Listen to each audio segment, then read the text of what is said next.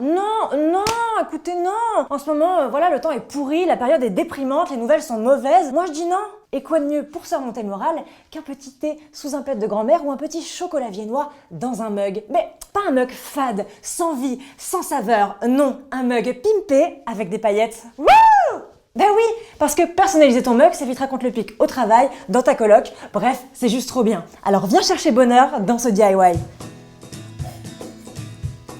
Ces mugs ne se mettront pas au micro-ondes avec des paillettes, parce que dans les paillettes, il y a du métal et que ça peut brûler, exploser et que voilà. Donc c'est juste pour verser ton thé. Tu prends 2 mugs, des vieux mugs, des mugs unis qui traînent, des vieux trucs pourris que tu as récupérés.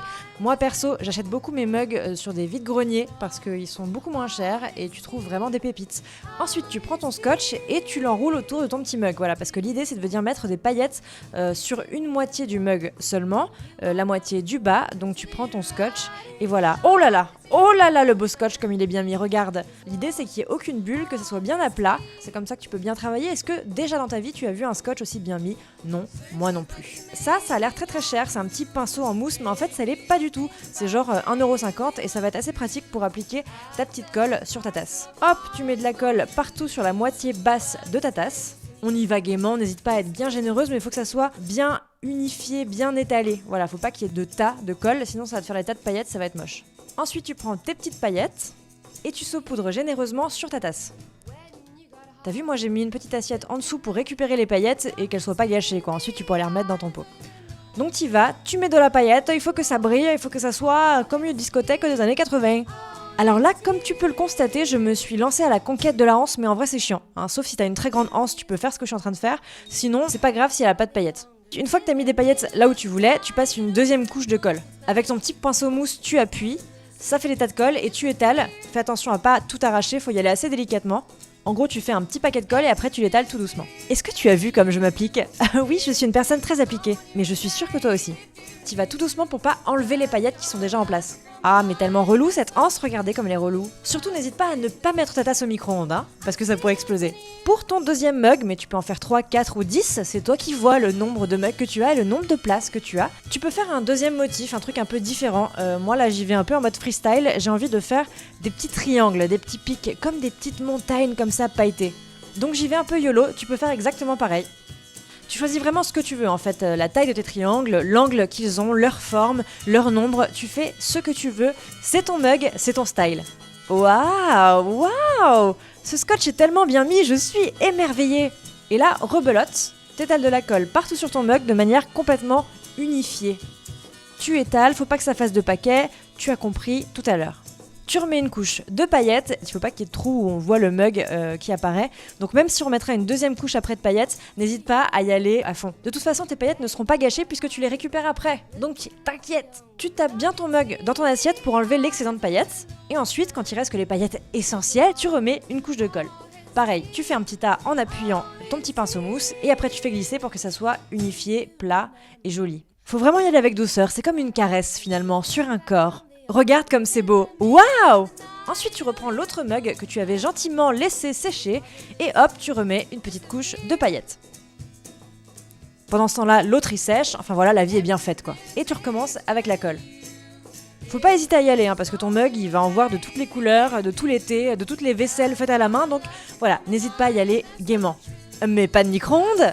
T'as suivi? Pas de micro-ondes parce que ça peut exploser.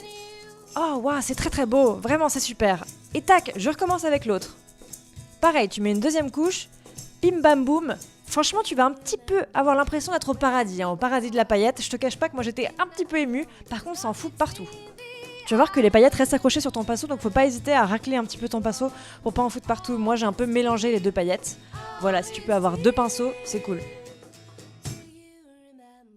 Maintenant, il faut que tu attendes 10-15 minutes avant d'enlever ton scotch, donc pendant ce temps, je te propose de faire une petite séance de sport. Hop. Regarde, tu peux même mettre les bras.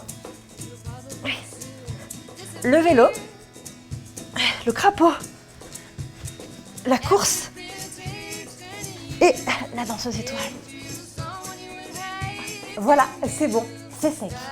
Ensuite, tu reprends tes mugs et t'enlèves ton scotch avec délicatesse parce que franchement, les paillettes vont avoir envie de se barrer et s'arracher avec ton scotch. Et toi, t'as vraiment pas envie de faire ça parce que ça fait une demi-heure que t'es sur ton truc.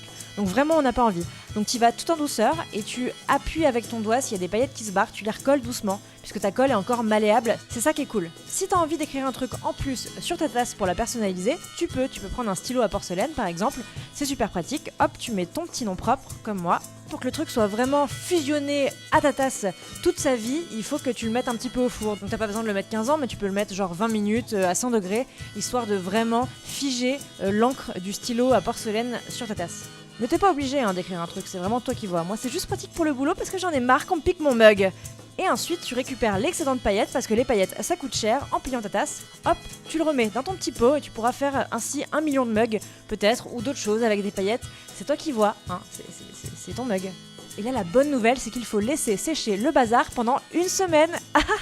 Et oui, en vrai si tu veux vraiment que tes paillettes soient bien accrochées à ta tasse et que ta colle soit bien sèche, une semaine c'est l'idéal. Moi j'ai laissé le truc sécher 5 jours. Je te prends ça. Bah non Mimi, tu vois bien qu'il n'y a pas écrit Mimi, tu vois bien qu'il y a écrit Fanifique. Non, Tu t'appelles mais ça va, Fanifique. c'est bon, je vais pas le lécher ton mug, je te le rends après. Bah non, écoute, il y a mon nom, c'est non Mimi. Ok, la meuf, c'est bon, elle écrit son nom, c'est à elle, plus personne n'a le droit de se faire des cafés dedans. Voilà, ce qui est bien quand tu personnalises ton mug, c'est que du coup, ça évite les confusions. Tu vois, au boulot ou dans ta coloc, ça permet de savoir quelle tasse est à qui, c'est vachement pratique et ça met une meilleure ambiance de travail ou de vie tout simplement. Enfin, c'est vraiment une bonne idée. Et puis moi, j'ai plus qu'à te dire santé. Et surtout, n'hésite pas à ne pas les mettre au micro-ondes. Tu pourrais brûler, exploser et mourir. Et on n'a pas vraiment envie de ça.